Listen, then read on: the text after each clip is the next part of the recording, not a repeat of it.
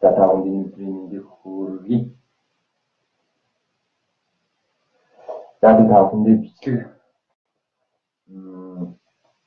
Франц гэсэн сургалтад мэдээлэл бэлтгэл хүргэсэн болооч техникийн саадлаас болж амьдсангүй явж тийм авлаа шүү. Амнараа өөрөөрөө дуудаад байгаа та бүхэндээ өөрчлөлтөөр шийдлээ. Намайг сонсож байна уу гэхээр сонсож байгаа та бүхэн сонсож байна гэж хэлээрэй. Яа тэгвэл миний хатан зүйл миний компьютер тасалж орж ирсэн зүйл багш байна. Тэр та бүхэн сонсож байна гэж хэлээрэй. Сонсож байна. За би та бүхэн хариу хүлээж байна. Сонсож байгаа бол миний дуудаг сонсож байна гэж хэлээрэй. Yes, wait. Тим миний дуу сонсож байна уу?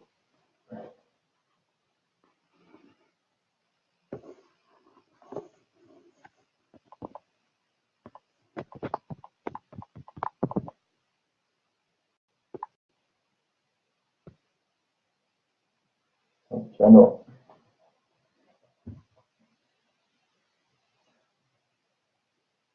За сонсоо дуугаар хэмжээхэн. Сонсож байвал ингээд ашиг лайв маань үгчнэ. Сонсож байна уу? Миний яриа сонсож байна уу? Сонсож байна уу?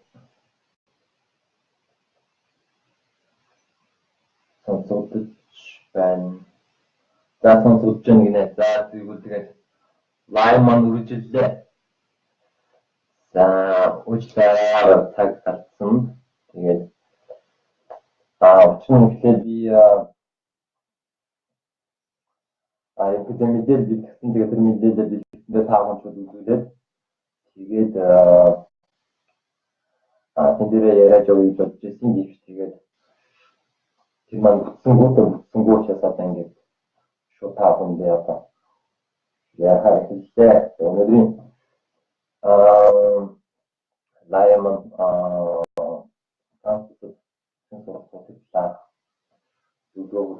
Тэгээ өнөөдрийн зөвлөгөөр та бүхэн юу мэдж авах вэ гэдэг Францын ихтэй сургуулийн сургалтын систем, Францын ихтэй сургуулийн бүртгэл үйлдэл үүшээ. За тэгээд зорилгоо тодорхой ямар ч зүйл мэдээлэл сургууль буюу одоо бичвэрийн бүрдүүл. За тэгээд хэдний мэдлэг, хэдний шалгалт сургуулийн талаар суралцах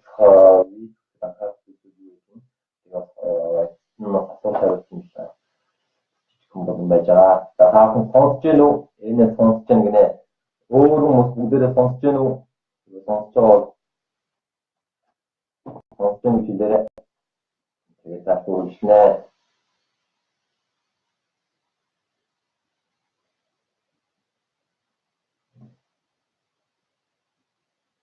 Сонсож байна уу?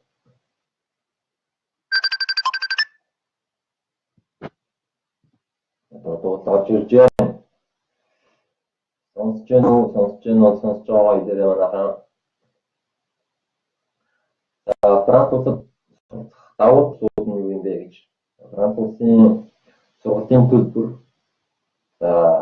чанартай сургалт, дипломын чанар гэсэн юм 3 зүйлс байгаа. Энэ юу вэ гэхээр нэг оюутны дунджаар сургалтын төлбөр 12,000 евро байдаг. 12,000 евро нэг оюутны жилийн дундч төлбөр.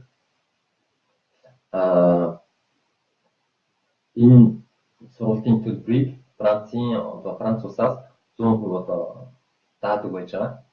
Энэ зөвхөн Франц оюутнуудаа нөлөөлөх биш, бас гадны оюутнуудад нөлөөлнө. Одоо бас нэг Франц улсаас нэг том тавуулж байж байгаа. За сургалтын чанарын болохоор Франц улс нь өөрийн гэсэн одоо хамгийн сүүлийн судалгааны шинжилгээний хүрээлэнгүүдтэй институт учраас тэндээ бас боломжийн хэрээр одоо санхүүжилтийг хайж өгдөг. Учраас тэр талаараа бааз нь хөнгөр сайн. За мөн гуравт нь болохоор дипломын чанар. За дипломын чанарын хувьд болохоор Францын их сургуулийн диплом нь одоо Францад төдийгүй Европ, цаашаа дэлхийн одоо аль ч улс оронд одоо хүчин төгөлдөр үйлчлдэг. одоо яг Европ стандартын дагуу бакалавр, мастер гэсэн 3 зэрэг ач холбогдолтой. Юм учраас Франц улсын сургуулийн диплом бол одоо дэлхийн аль ч улс орнд одоо хүчин төгөлдөр тийм чанартай байж байгаа. За эдийн засгийн хөгжлийг Франц улс нь болохоор нэгэн эдийн засгийн өндөр хөгжилтэй орн улс тооцогддог. Энэ нь дотоодын нийт бүтээгдэхүүнээр Европт техникийн 3 бичигддэг. Тэр утгаараа санхүүгийн эдийн засгийн хөгжлөөр маш өндөр тооцогддог.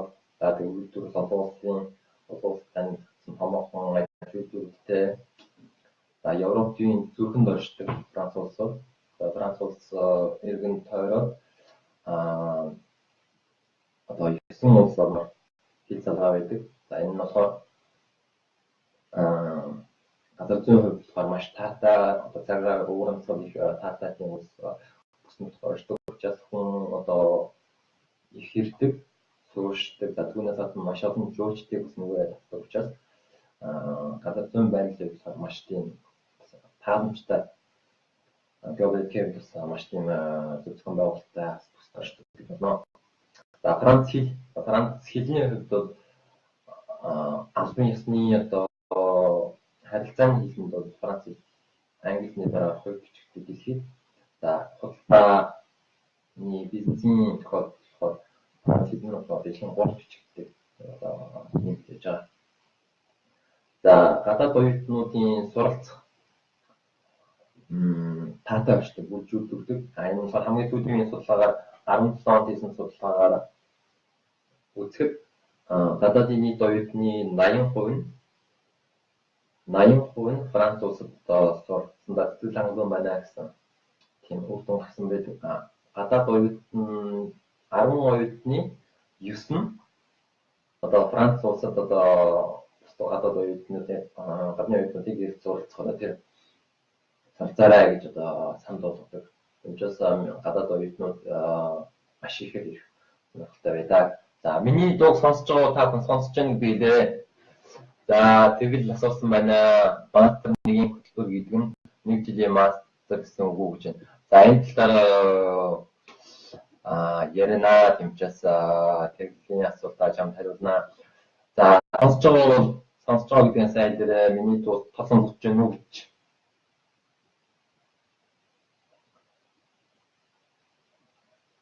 За номон тэндээс лайв хадгалах гинэ. За ширгэж ирж болно. Миний дуу сайн сонсож байна уу? Та сонсож байгаа бол сонсож байгаа гэдэг дээрээ тэгээ. Тэгвэл би бас дуу хоолойгоо тасмаа. За би одоо та бүхэн таних нэг наусаа гарчмаа дуу хэмбэ гэж наусаа гүн мадах гэдэг. Би одоо Францын Toulouse хотноо Toulouse хотноо амьдардаг. За 2017 онд энэ онд би Toulouse хотын их сургуулийн Полтаватье гэх их сургуулийн одоо үйл хөдлөхөөрөмж удирдлагын чиглэлээр төгссөн байж байгаа. За тэгээд миний болохоор үйл хөдлөхөөрөмж тэгээд цаг зарцуулалт буюу одоо цагийг бүртгэлтэй зарцуулах зам одоо хувийн хөгжлийн чиглэлээр дарамт одоо юм гэдэг л судалдаг энэ чиглэлээр юм гэдэг тааштай юм гэдэг судлах ажиллах тийм их сонирхолтой байд юм аа. За миний хувьд юм байна гэж. За Франц улсын ихтэй сургуулийн сургалтын системийн талаар дуртай гэж байна. За Франц улсад дунджаар жилд 300 мянган одоо гадаад оюутнууд ирж суралцдаг. За гадаад оюутан хүлээн авч одоо суралцуулдаг орны тоогоор Франц улс нь одоо дэлхийн 3-т ордог. Эхний одоо мэдээж Америк улс, түүний хоёрт нь болохоор Англи улс, гуравт нь Франц улс. Учир нь бас маш одоо дэлхийд өндөр одоо гадаад оюутан хүлээж авдаг тоогоор ингэж ордог. Францын их сургуулийг дотор нь хоёр англи. За энэ юу вэ гэхээр нэг нь улсын чанартай их сургуулиуд, үндэсний их сургуулиуд, нөгөө хэсэг нь болохоор төвийн их сургуулиуд гэж байна. За би өөрийнхөө давч тэмдэглэлийг утсан дээрээ тэмдэглэсэн байгаа шүү. Энэ экраны тэмдэглэлээр явуулдаг байж байгаа. За ийм хоёр төрлийн сургуулиуд байж байгаа. За түүнийсэн бакалавр, магистр, доктор гэсэн 3 шатлалтай байдаг. За бакалаврын систем нь болохоор licence гээд 3 жилийн сургалттай. Тэр нь болохоор 1 2 3 жил сураад төгсдөг. За түүний хэний хариулснаар бол асуусан тэргийн асуулт нь болохоор licence-ийн дараа мастерын сургалт үргэлжлэдэг. За мастерын сургалтууд 2 жилийн хугацаатай, мастер 1, мастер 2 гэдэг. За мастер 1-ийн сургалт нь бол 1 жилийн хугацаатай, мастер 2 нь болохоор дараагийн жил нь тэгээд нийлээд 2 жилийн хугацаатай сургалт үүдэг. Мастер 1-ийг одоо сургалт төгсөөд ажиллаад явах боломжтой, эсвэл мастер 2-оо төгсөөд цаашаа ажиллаад явах боломжтой. Тийм учраас хэрвээ суралцах хүний хувьд бол алин ч одоо сурах болно. За энэ томьёо гэсэн байна. Мэддэг намайг инээгэр гинэ, би нэг байгаа байна гэж. За баярлалаа Гамбол Буян Эрдэнэ тийм ээ, тодос сонсож байна гинэ. Байна Монгол Францыг үзэж байснаа. Хэрвээ за Яки за асуултаа чи тодруулаа, би чиний асуултыг сайн ойлгохгүй шүү. Чи асуултаа эргэж асуугаарай. Өөрсдөө Францын их сургуулийн системийн докторийн сургалт нь 3 жилийн хугацаатай байдаг. Докторантур. За докторантур болохоор ихэнхдээ гадаад орноос судлаач төрж суралцдаг байж байгаа. За миний мэдхээр бол Монгол улсаас эрдэмтэн тэгээний хүрээлэнгүүдээс судлаачдын чиглэлээр ирж доктор хамгаалсан докторант одоо сурж байгаа тийм хүмүүс байдаг. Тийм учраас докторант сурах боломжтой. Хэрвээ та мастер хийгээд эдийн чиглэлээр цаашаа суралцъя гэж бодож байгаа бол бас Франц улс маш их боломжтой. Франц улс суралцдаг нийт докторантуудын 40%-ийг гадаад судлаачид ерөнхийдөө эзэлдэг гэсэн ерөнхийдөө судалгаатай байдаг.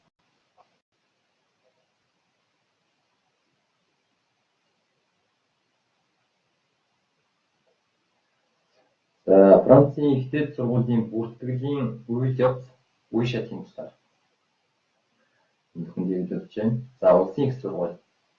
Улсын их сургуулийг болохоор одоо Монголоор ахлах сургуулиуд төгссөн оюутнууд сурч гэсэн боломжтой байдаг.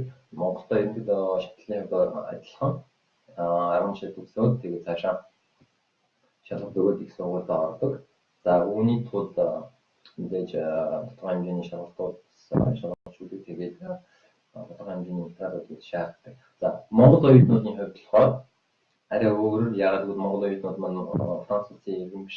Яг л Франц улсын иргэн гадаад орны оюутнууд хоёрын бүртгэлийн систем ондоо байдаг. За энэ талаар би суралцъя гэж бодож байна. Энд болохоор гадаад оюутнууд ерөнхийдөө 3 янзын досье буюу анкет бүртгэдэг. Энэ болохоор нэгэнт нь болохоор досье блон, досье вер, досье жон ерөнхийдөө 3 хэтэртэй. За бидний болохоор Монгол оюутнуудын болохоор досье блон гэдэг Монгол оюутнууд бүрддэг. Яагаад гэвэл тэр нь болохоор Франц улсад 10 жил төгсөөгүй, Франц улсын иргэн биш, гадаад улсад 10 жилийн буюу ахлах сургуулиуд төгссөн оюутнууд зориулсан тийм анкет хийдэг. Тэр анкетыг болохоор Demande Préalable Admission гэдэг. Demande Admission Préalable гэдэг.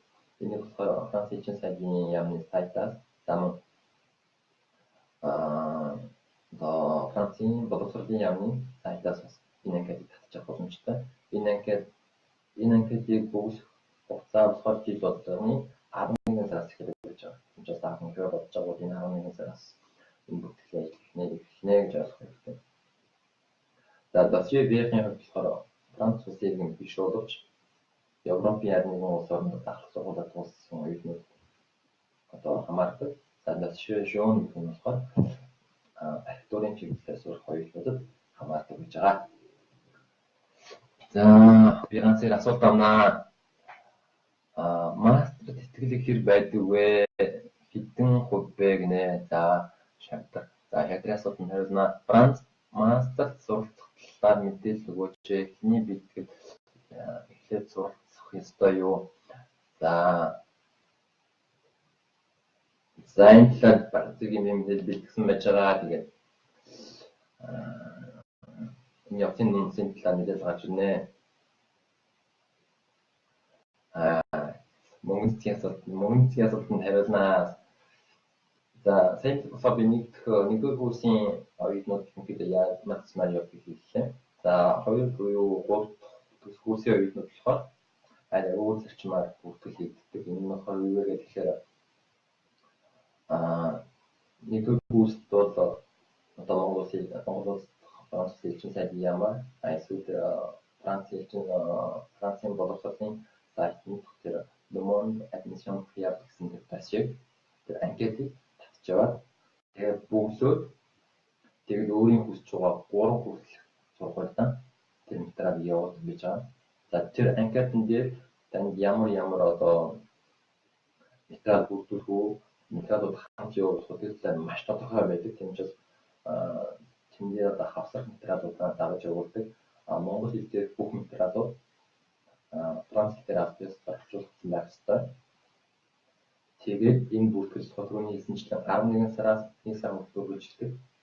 Тэгээд Монгол улсын Франц элчин сайд ямар тэрхүү одоо анкет материалаа биелгэж өгөөд тэндээс явдаг багчаа. За 2 буюу 3 дахь курст эзэх одоо бакалаврын одоо дунд тийм 2 дахь курс юм уу төгсөх курс хэлсэнд суралцах хүсэлтэй оюутнуудын хувьд болохоор арай өөр. Энэ нь юу вэ гэхээр тухайн оюутнууд маань одоо өөрийн сурахыг хүссэн сургуулийнхаа сайт руу ороод тэгээд тэр бүртгэлийн одоо материалыг татж аваад тэгээд түүний дагуу материалаа бүрдүүлээд сургууль руу шууд явуулдаг гэж байна. За энэ нь болохоор бакалаврын зэргийн одоо нэг курс болон 2 курсэд одоо суралцах оюутнуудын ялгаа нь юм шүү. Тийм учраас энэ ялгааг маш сайн мэдж авах хэрэгтэй.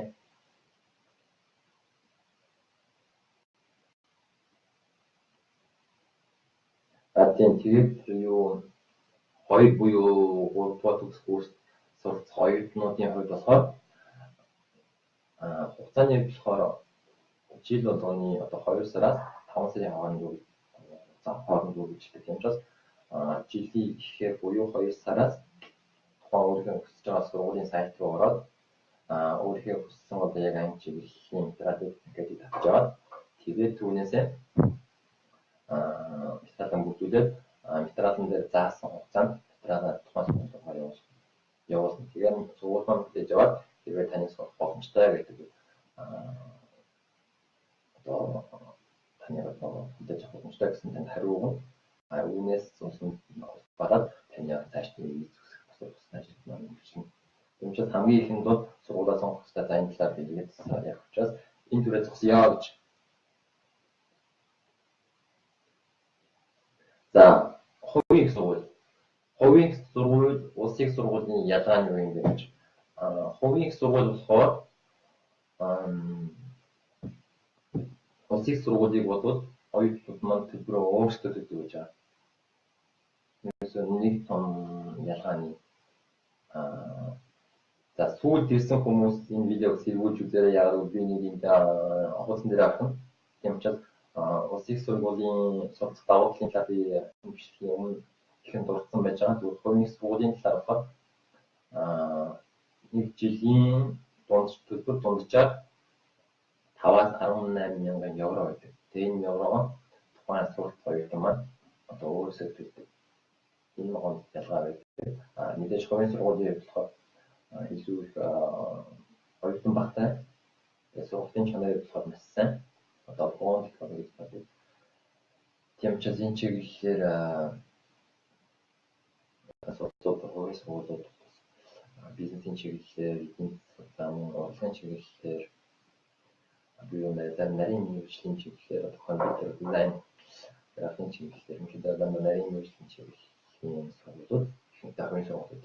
Энэ сургууль суралцсан тул бас хүмүүс бас шалгалтууд бэлтгэл ингээд сурдын хөлбөр байдаг гэж. За бацээр асуулт байна. За мөнгө цэцгээ клиникээр мастер хүрнэ байдаг. За мөнгө цэцгийн сургалт байна гэж. За хуус сертификат явуулсан бол шууд очиод оюутан байна. Гож сурахгүй виза авсны дараа эсэлтийн процессын талаар мэдээлэл гэсэн юм. Одоо хуус гэж хэлсэн бол. За тэргэлээ чи яг оюутны визэн гарсан уу? Хэрвээ гарсан бол гарсан гэдгийг хэлээ. Хэрвээ оюутны байранд бүртгүүлж байгаа бол оюутны байранд засгийн газрын тэтгэлгээр юм уу эсвэл өөр тэтгэлгээр засгийн газар хоорондын тэтгэлэг эсвэл Францын одоо улсын тэтгэлэг за эсвэл одоо бусад одоо тэтгэлгээс суралцах байгаа оюутнууд ерөнхийдөө тэргүүн ээж улсын байр оногддог гэж байгаа. Тийм учраас чиний яг одоогийн ситуацийн буюу одоо чиний өнөөгийн байдал яг ямар төвшөнд байгаа түүнээс ч хамаарат чиний асуултанд илүү тариа гаргах. За сарвал за гэчээ. За ингээд лайв маань үргэлжлэж байна. За Франц улсад сурна гэдэг бол тодорхой хэмжээний зүгээр өнөөдөр манай шийддэг асуудал биш учраас таахан зорилгоо маш сайн тодорхойлох хэрэгтэй. Яагаад Франц улсад суралцах вэ? Тийм би ямар чиглэлээр суралцах юм тэгээд чиний таны одоо сурах байгаа чиглэл чи яг таны өөрөө ч одоо хүсэж байгаа чиглэл мөн үү? Тийм чиглэлээр би цааш ажиллах боломжтой юу гэдэг өөрөөсөө одоо асууж мэдэх нь одоо бас чухлаа. Тэгээ бас давуу болон одоо миний одоо энэ сурч байгаа чиглэлийн давуу болон сул талууд нь бас юу юм гэдгийг бас өөрөөс асууж үзэх хэрэгтэй. Хэрвээ та өөрийнхөө сурч байгаа чиглэлээр жоохон мэдээлэл багтаа бол энэ талаараа багш нартайгаа уулзах, ярилцах, за мөн энэ чиглэлийн судлаач нартай, энэ чиглэлд ажиллах хүмүүстэй уулзч ярилцах нь бас таны бас сонголтоо явах бас илүү нөлөөлөх болоод юм чаас энэ дээр бас та бүхэн анхаараарай. Тэгээ яг таны сонгосон мэргэжлээ та өөрөө цаашдаа ажиллана гэдэгт хэрэгтэй байдаг вэ гэж өөрөөдөө асуугаарай. За тэгээд яагаад Францд виза авах сурах юм бэ гэдгийг бас тодорхойлох хэрэгтэй. Яагаад гэвэл дэлхийн одоо зөв болон хоттой хүн одоо сурах болон сурах амьдрах гэх нээлттэй болсон үед таны сонголт бусад сонголтуудаас бус орнуудын сонголтуудаас юугаар ялгаатай юм бэ гэдгийг та өөрөөдөө дахиж тавьж үзээрэй. За хэрвээ та Франц улсад сурахаар шийдсэн бол би яг одоо гэр бүлээсээ авах найзуудаасаа авах тэгээд ингээд ганцаараа би аваад амьдраад суралцаа цаашаа боломжтой юу гэдэг нь бас энэ асуултыг тавьж үзээрэй. Энэ асуулт маш чухал. За тэгээд эцсийн нэг гол чухал асуудал бол суралц хугацааны үеийн санхүүгийн асуудал. Франц улс бол хямдхан улс биш юм чинь санхүүгийн суралц хугацаанд санхүүгийн асуудлыг хэн шийдэх юм бэ гэдэг талаар таавс өөртөө маш сайн бодох хэрэгтэй, зөвлөх хэрэгтэй, тэгээ гэр бүлийнхэнтэй гэр бүлийн орноос яах хэрэгтэй. За тэгээ миний хэрвээ таалагдчихвэл та бүхэн бүс дэшн дараарай. Тэгээд бас санаа магаа хэлээрэй. Миний дуу бас ингээд бод сонсож гин үү гэдгийг бас хэлээрэй. Бас хаанаас оролцож байгаа хэлээрэй. Би их хүмүүс бас Монголоос болж байгаа гэж бодож байна. За тэгээд ам цангаж байна уучна.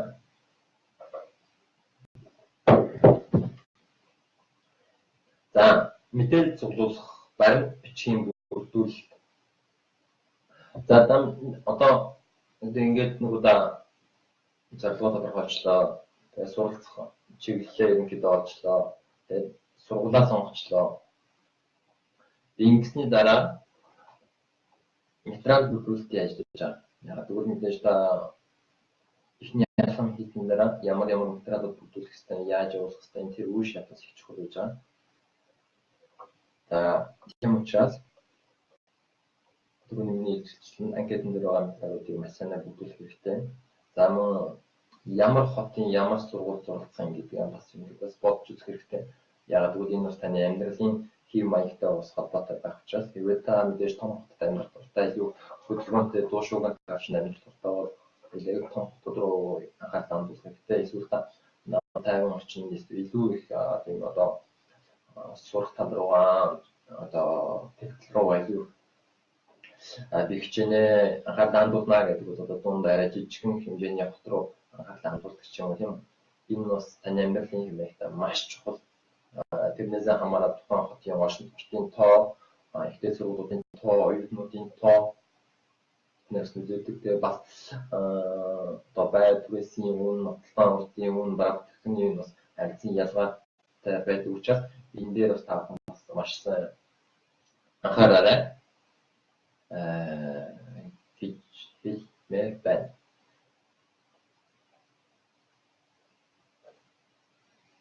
Гэхдээ нэг зүйлийг анхааруулах та жижиг хотыг сонгосон байна уу, том хотыг сонгосон байна уу бас эс хамаарат Францын ихтэй сургуулиудын сургалтын систем бол бүгд адилхан нийт түвшний сургуулиуд дипломын ус яг адилхан нийт түвшний байдаг учраас том жижигээс хамаарахгүй болно.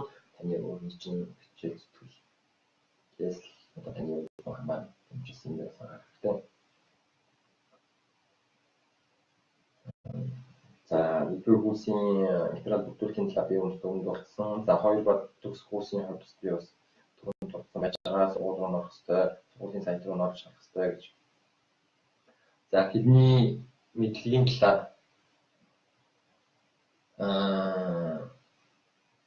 асуусан хүмүүстээс энэ талаар хэлье. Франц хэлний мэдлэгийн түвшин бас маш чухал Франц улсад сурахын тулд. Яагаад тэгэхээр Францын одоогоор ойролцоогоор 3000-аас 3500 орчим одоо Францын сургуулийн тэгээд одоо салбар сургуулиудтай нийлээд тийм тооны сургуулиуд байна. За үүнээс нэг 900 орчим сургууль нь зөвхөн англи хэлээр одоо интернет ихэнхдээ хувийн сургуулиуд англи хэлээр сургалтаа явуулдаг. За ихэнх нь болохоор Франц хэлээр хичээлийн хөтөлбөрүүд байж байгаа. Тиймээс Франц хэлний төвшин байх ёстой юу гэдэг нь байх ёстой. За тэгээд энэ дотор бас хэдийдэн англиуд байдаг. За энэ 6 төвшин англи байгаа. За үүнээс дээш буюу одоо дээш B4 гэж байгаа диплом. Одоо Франц хэлний одоо аксан дундшигний шатлал. Энэ нь болохоор дээш B4 за одоо аксан шатлал төвшин болохоор DAL C1 C2 гэдэг төвшин байна. Энэ төвшний шатлалуудыг болохоор Монгол улсад бол одоо Монгол улс Францын Монгол Франц соёлын төв дээр энэ шалгалт явуулдаг байж байгаа. Франц улсад суралцахын тулд дельфин B2 гэсэн төвшний сертификат гэрчлэгийг авсан байх ёстой. Хэвжээж таны материал Франц хэлний төвшин Францын ихтэй сургуулийн одоо сургуульд суралцах одоо төвшнийг хангана. Учраас энэ төвшний Франц хэлний төвшинтэй байх ёстой шүү.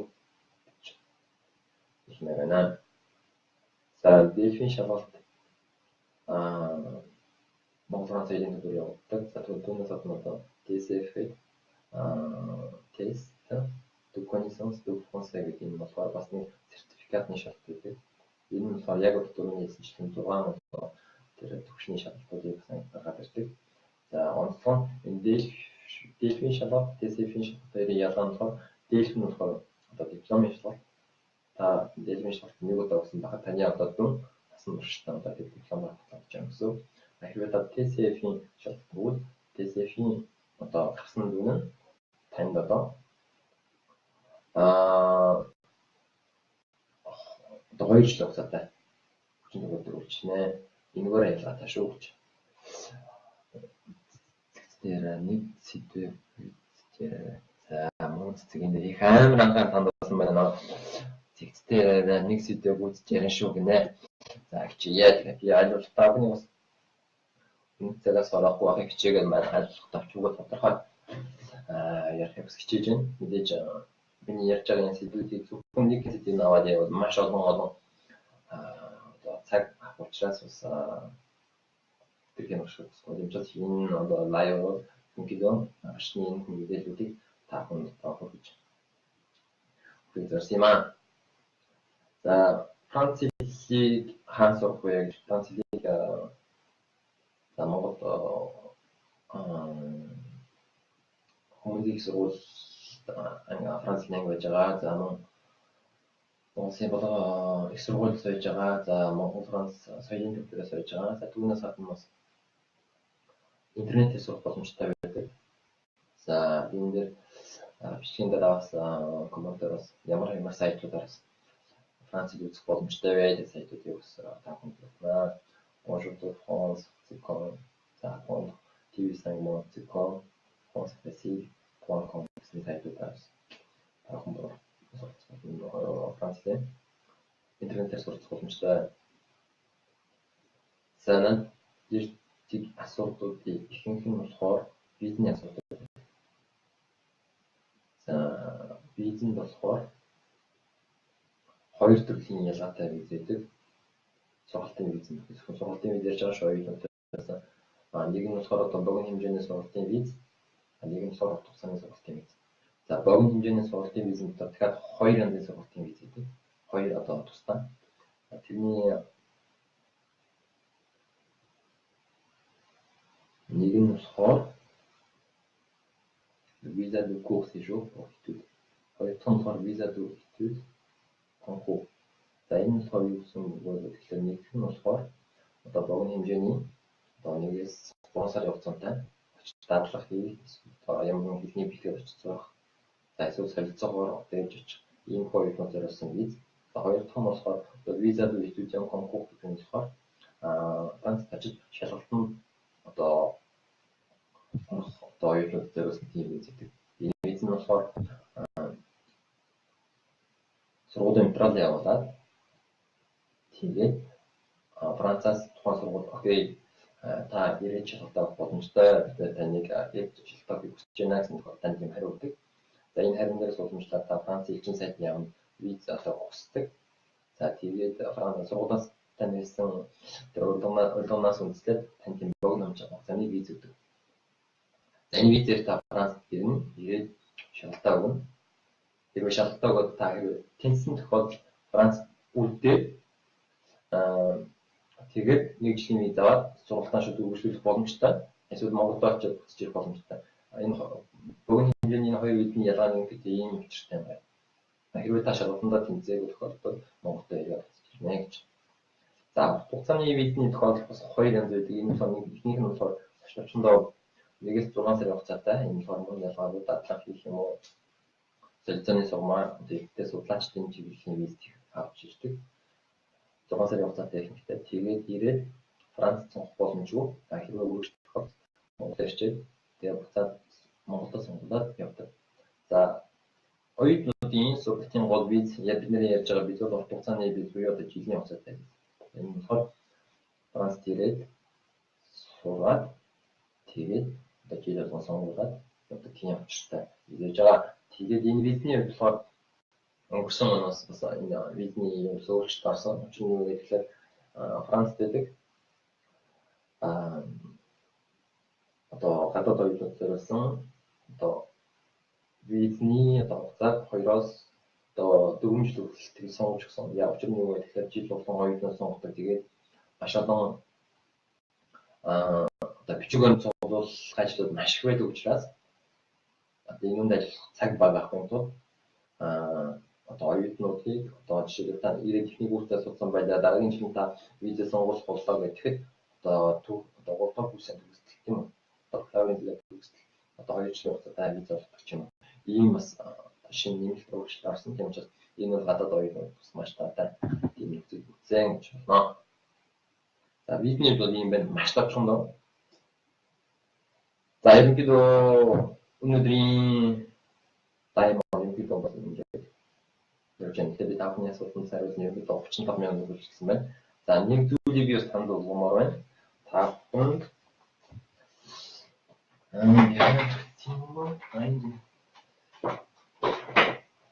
юу сайн миний ясан зүйлүүд маш одоо ингээр байгаа тэгээд дижиний үйлчлүүлэх нь та хүмүүсийн номёс санал болгож энэ Франц улсын сургалтын гэдэг юм өнгөрсөн жил бичсэн байж байгаа. Өнгөрсөн жил бичээд Монгол интернет хийсэн.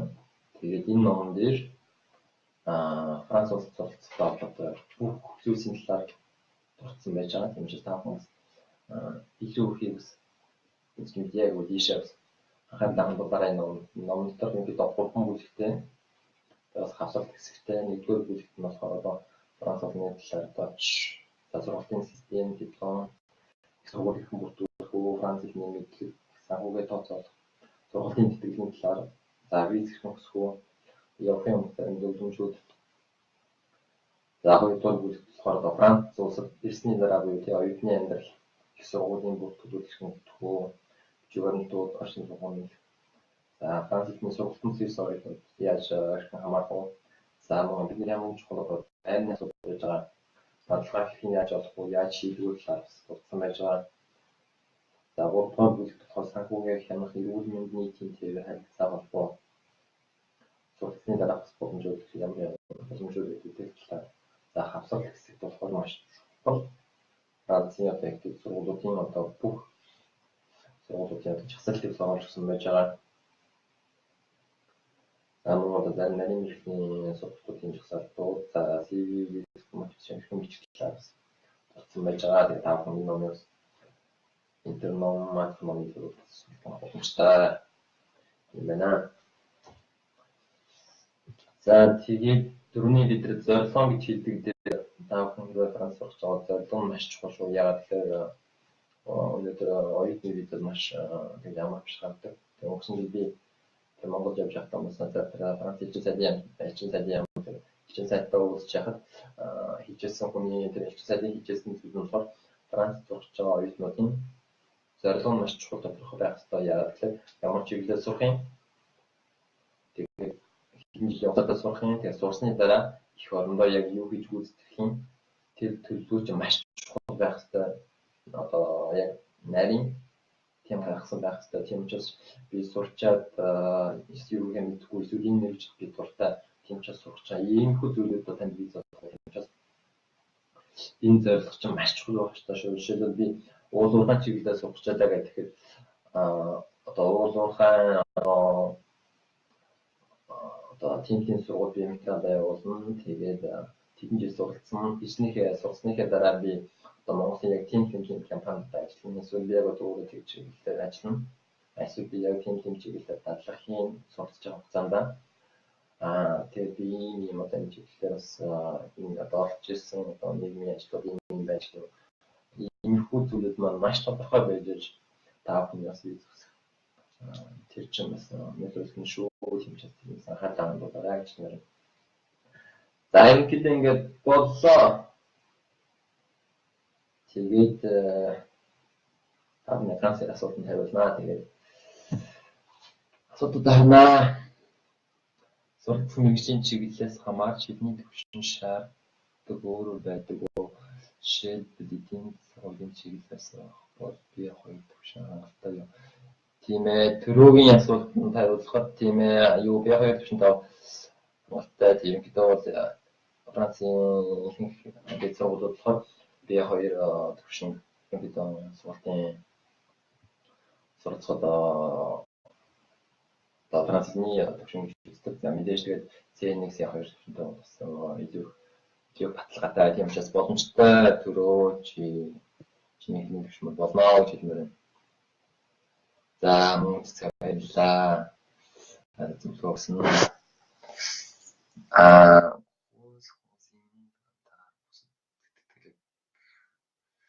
За тэгэл жоохон асуултаа жоохон тодруулаарай. Лайга битээ устгаарай. За лайга устгахгүй саруудаа.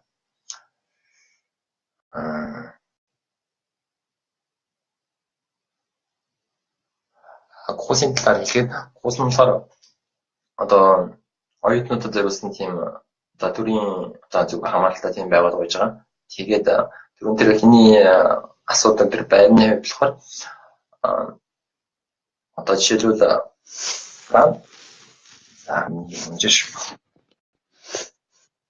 Франц улс хоёр улсын тэтгэлгээр явж байгаа оюутнууд эсвэл Францын улсын тэтгэлгээр эсвэл одоо бусад одоо сургуулийн тэтгэл юм уу бусад хөтөлбөрүүдээр явж байгаа оюутнуудад курсын одоо оюутны байр тэргүүн эзэнд хамаардаг гэж байгаа.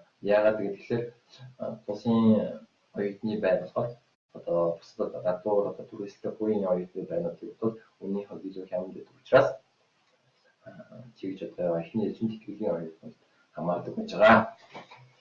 За тийм байна. За технологийн чиглэлээр мастерт суралцах боломжтой юу гинэ? За үнэхээр байгаа чиглэлээр суралцах боломжтой. Тэгээд энэ одоо миний чиглэлтэй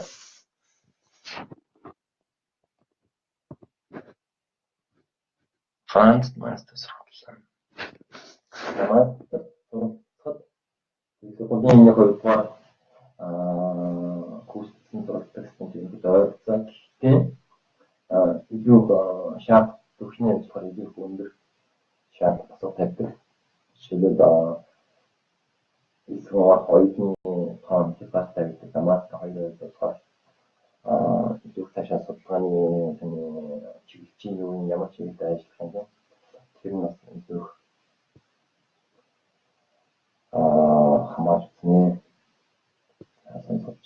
За ингээд өнөөдрийн докторийн маань юм бид энэ төрөнд нөлөөлөө тэгээд таавал цагдаа гэх байсан гэсэн ихэд амжаагүй тууштай тэгээд уусаа би материал бэлдсэн байсан. Тэгээд материалуудаа би зураг явуулаад тэгээд энэ хуудсан дээр тавьсан юм чи таавал хүмүүс тавьчаарай. Тэгээд цагдаа гэхээгүй таавал яг үзүүлсэн материалаа үзүүлж чадаагүй. Чи яг тэрийг үзүүлээд энэ дээр тайлбарыг явуулсан хэлээ. Үүнтэй дахиад хийж явах гэсэн. Миний одоо анхны лайв юм учраас мэдээж энийг цаашдаа өгнө дөө. Сайжруулнаа тэгээд хэрвээ лайв таалсан бол бүгд дараагаар тэгээд технологи цааш нь амжилтаарай.